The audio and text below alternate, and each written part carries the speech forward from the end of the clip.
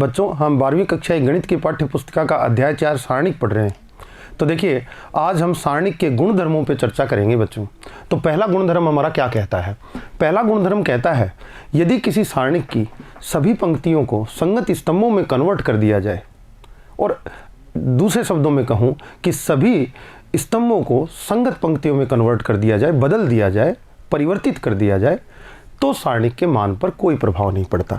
देखिए क्या कहना चाहते हैं यहाँ पर ये कहना चाहते हैं कि कोई सारणिक है, मान लीजिए डेल, और डेल सारणिक में 1 2 3 4 5 6 7 8 9 ये एलिमेंट्स। अब इसमें देखिए R1 पहली पंक्ति, R2 दूसरी पंक्ति, R3 तीसरी पंक्ति, C1 पहला स्तंभ, C2 दूसरा स्तंभ, C3 तीसरा स्तंभ। सभी पंक्तियों को स्तंभ संगत स्तंभों में बदल दिया जाए। मतलब R1 को C1 की जगह लिख दिया जाए, R2 को C2 की जगह लिख दिया जाए, और R3 को C3 की जगह लिख दिया जाए। देखिए बिल्कुल ऐसे मैं लिखता हूँ, डेल इक्वल टू कितना हो जाएगा, 1 2 3 पहली पंक्ति है तो 1 2 3 स्तंभ बना दिया। 4 5 6 दूसरी पंक्ति है तो इसको दूसरा स्तंभ बना दिया, 4 5 6। फिर आपका 7 8 9 तीसरी पंक्ति है तो तीसरा स्तंभ 7 8 9 बना दिया। ये दोनों मान बराबर बने रहते हैं। तो सभी पंक्तियों को संगत स्तंभों में परिवर्तित करने से सारणिक का मान अपरिवर्तित रहता है। देखिए ऊपर भी ABC, तो ABC स्तंभ बना दिया, दूसरी पंक्ति PQR दूसरा स्तंभ बना दिया गया है, तीसरी पंक्ति UVW को मैंने तीसरा स्तंभ बना दिया है। तो यहाँ पर देखते हैं कि ये दोनों मान, दोनों सारणिकों के मान क्या हैं, बराबर बने रहेंगे। ये पहला गुणधर्म है। दूसरा गुणधर्म क्या है कि दो पंक्तियों या दो स्तंभों को आपस में परस्पर बदलने से सारणिक का चिन्ह बदल जाता है। तो अगला गुणधर्म देखिए क्या कहेगा।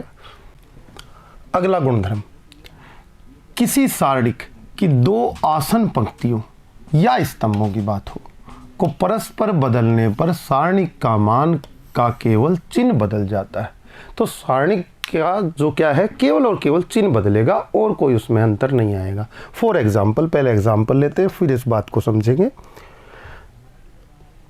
एक मैं सारणिक लेता हूं, डेल इक्वल टू मैंने लिया 1 2 3 4 5 6 7 8 9 ये सारणिक ले लिया।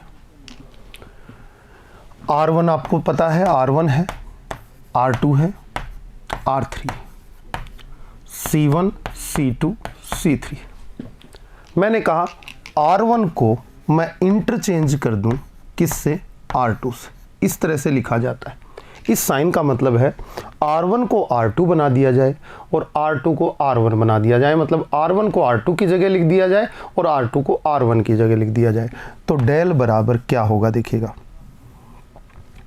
डेल बराबर होगा कि सारणिक में R1 की जगह R2 यानी कि 4 5 6 R2 थी जो R1 की जगह लिख दी, और R1 में 1 2 3 थे जो R2 की जगह लिख दिए, और 7 8 9 इस सारणिक का ये -1 से गुणा हो जाएगा। चिन्ह बदलने का तात्पर्य होता है -1 से गुणा हो जाना।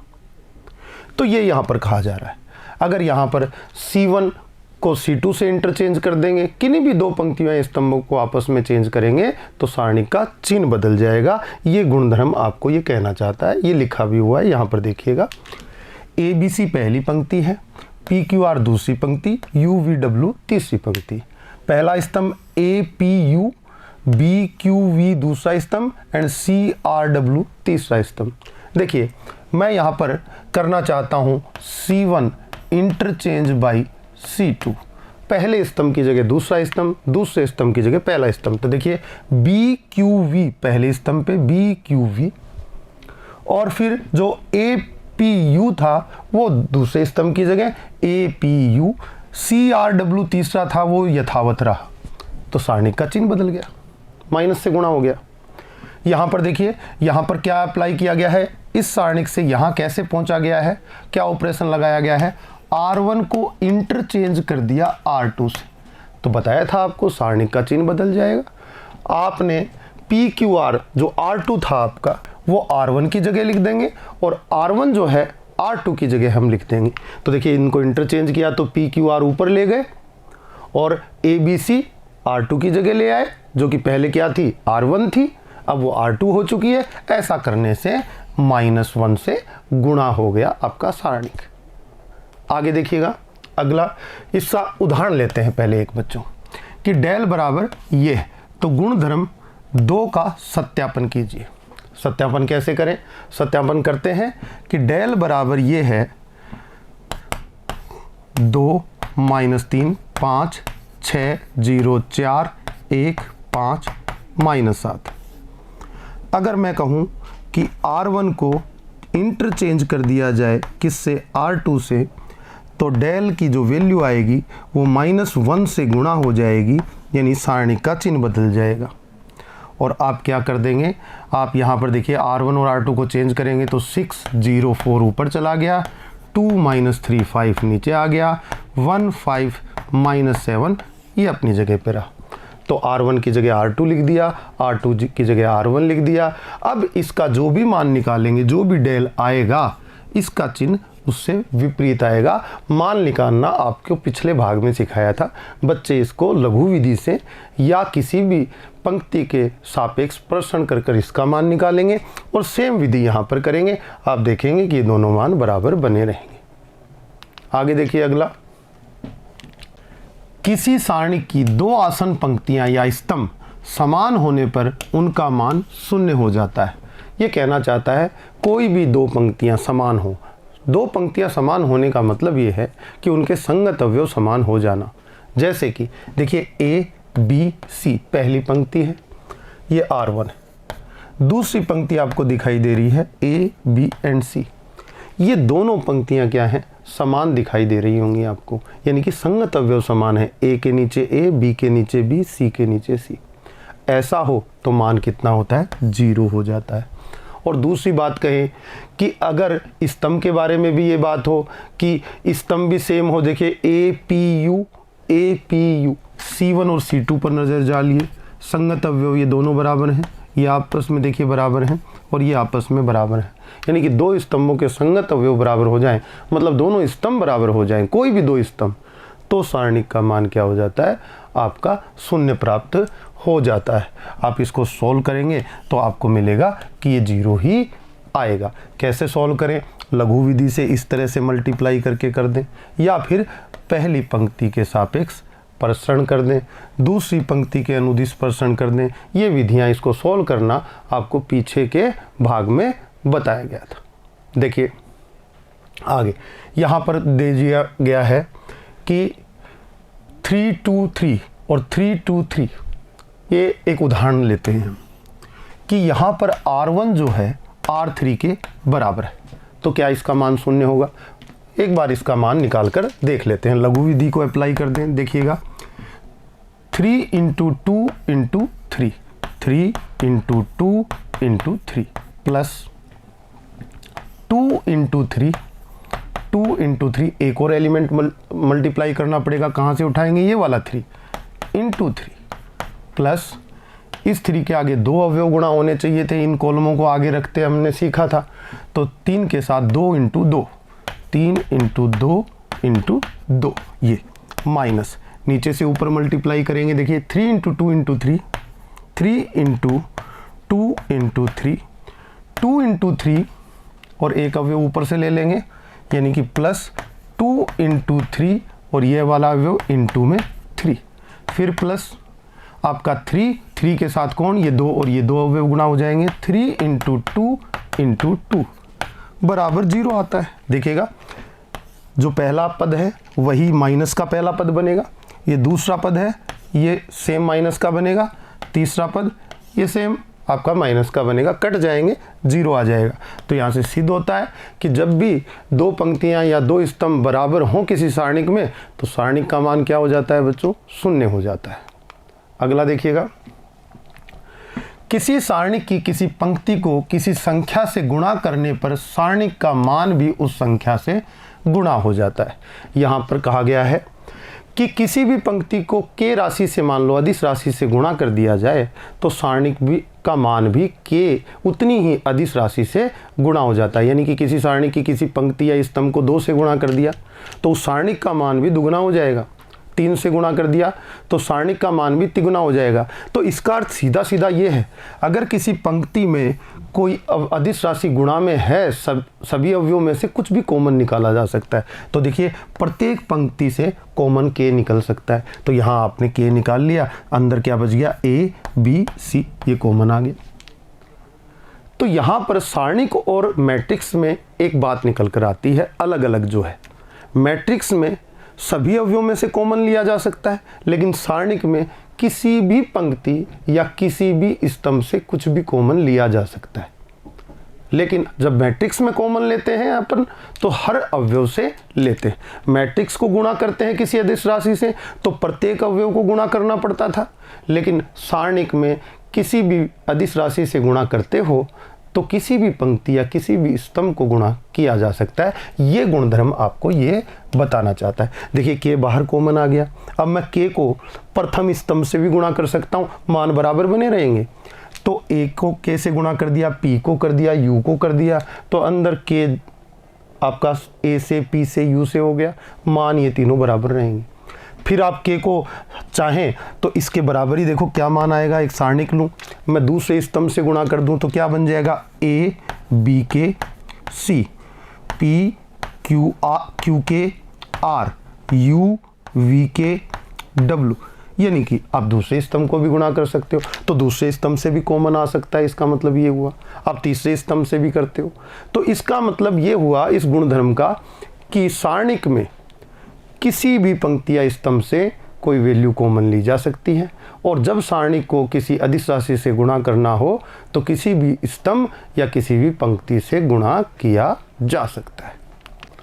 अगला, किसी सारणिक में किसी पंक्ति का प्रत्येक अवयव यदि 2 पदों का योग हो तो उस सारणिक को उसी कोटि की 2 सारणिकों के योगफल के रूप में व्यक्त किया जा सकता है।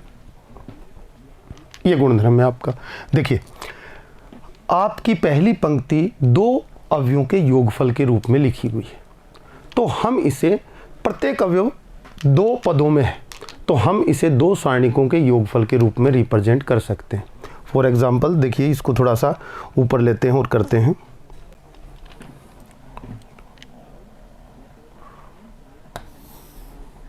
मान लो एक सारणिक है a + 2 b + 3 c + 4 x y z p q r, ये सारणिक है। अब आप देख रहे हैं r1 जो है पहली पंक्ति के सभी अवयव 2 पदों के योगफल के रूप में लिखे जा सकते हैं। पहली पंक्ति के सभी अवयव 2 पदों के योगफल के रूप में रिप्रेजेंट हो रहे हैं, तो हम इस सारणिक को 2 सारणिकों के योगफल के रूप में रिप्रेजेंट कर सकते हैं। कैसे? पहली बार पहले अवयव से पंक्ति बना देंगे a, b और c से, तो a, b और c से पंक्ति बना दी। दूसरी x, y, z वैसे के वैसे ले लिए, x, y, z और p, q, r, तो p, q, r ये, प्लस दूसरा सारणिक बन जाएगा दूसरे अवयव लेने से, यानी कि 2, 3, 4, तो 2, 3, 4 ले लिए, नीचे x, y, z और p, q, r, इस तरह से किया जा सकता है। ये बात आपको समझाई गई है इस गुणधर्म में। देखिए क्या किया गया है, आपका a + alpha, b + beta, c + gamma था, तो पहला जो सारणिक बनेगा वो पहले अवयव ले लेंगे पंक्ति में a b c, नीचे वाले अवयव सेम रह जाएंगे, तो आपका 3/3 का सारणिक बन गया, और प्लस बीच में साइन प्लस का आ जाएगा। इस बार अल्फा, बीटा और गामा ले लेंगे पहली पंक्ति में, अल्फा, बीटा, गामा, नीचे वाले एलिमेंट सेम बने रहेंगे।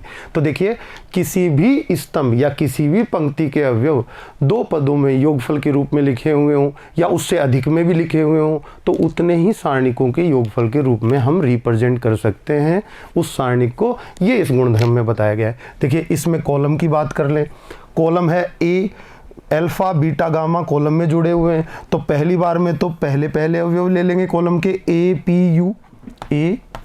U, बाकी के दोनों स्तंभ सेम लिख देंगे।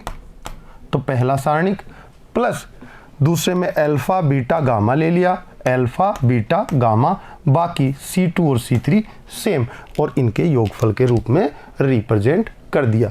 मेरे ख्याल में बच्चे गुणधर्म को समझ गए होंगे। अच्छा, यहाँ पर एक बात और समझने वाली है, अगर पहली पंक्ति भी दो पदों के योगफल के रूप में लिखे हुए हों सारे अवयव, और दूसरी पंक्ति के भी लिखे हुए हों, तो 4 आपके सारणिक बन जाएंगे उनके योगफल के रूप में रिप्रेजेंट करने के लिए। जैसे इसमें भी कुछ जुड़ा हुआ होता 1, 2 एंड 3। तो देखिए पहले दो सारणिक ABC PQR ले लेते, फिर ABC 1 2 3 करके एक दूसरा बन जाता, फिर अल्फा बीटा गामा PQR ले लेते, फिर अल्फा बीटा गामा 1 2 3 ले लेते। इस तरह कितने सारणिक बन जाते? 4 सारणिक बन जाते। तो इस गुणधर्म को बच्चे समझ गए होंगे। आगे दर्शाइए कि इसके बराबर 0। चलिए दर्शाते हैं। पहले तो आप देखिए दूसरी R2 जो है इसकी पंक्ति, ये R2 है, 2 पदों के योगफल के रूप में लिखी हुई है, तो इसे 2 सारणिकों में लिख सकते हैं। तो इम्प्लाइज दैट 2 सारणिक क्या क्या होंगे? देखिए अभी आपने गुणधर्म पढ़ा है ABC, ABC पहला अवयव ले लिया, और X Y Z प्लस ऊपर है ABC, यहाँ पर 2X 2Y 2Z X Y Z, ये LHS लेके चलते हैं अपन। LHS बराबर देखिए अब आपका 0 कैसे निकलेगा? आप देख पा रहे हैं R1 R2 के समान है, तो ये तो 0 होगी। आपने गुणधर्म पढ़ा है, यदि किसी सारणी की 2 पंक्तियां या 2 स्तंभ समान हो जाएं तो उसका मान 0 हो जाता है, तो इसका मान तो 0 हो जाएगा।